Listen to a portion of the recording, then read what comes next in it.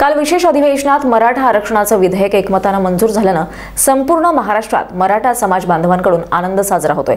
तसंच रत्नागिरीत देखील मराठा समाज बांधवांकडून जल्लोष साजरा केला जातोय। रत्नागिरी शहरातील मारुती मंदिर येथे क्षत्रिय मराठा मंडळ आणि मराठा मंडळाच्या माध्यमातून ढोल ताशांच्या गजरात आरक्षण मिळाल्याबद्दल आनंदोत्सव साजरा करण्यात आला आहे। राज्याचे मुख्यमंत्री एकनाथ शिंदे आणि फडणवीस साहेब अजितदादा पवार या लोकांनी अतिशय परिश्रम करून जे मराठा मंडळाला 10% आरक्षण दिलं आहे त्याबद्दल मी त्यांचे जाहीर आभार मानतो।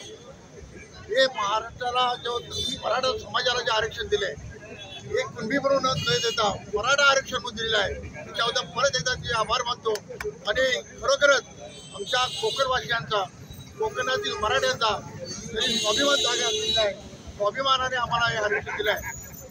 आता हे आरक्षण देताना त्यांनी काही कोट्यावधी लोकांचे जवळजवळ 2-2.5 कोटी लोकांचं त्यांनी सर्वेक्षण केलं। 4 लाख कामगार त्याच्यावरती काम करत होते आणि त्याच्यामुळे हे जे आरक्षण दिलं आहे हे कुठेही मागे पडणार नाही। किंवा सुप्रीम कोर्टामध्ये सुद्धा हे आरक्षण टिकणार आहे असं मुख्यमंत्री सांगत आहेत आणि ते खरोखर आम्हाला वाटत आहे।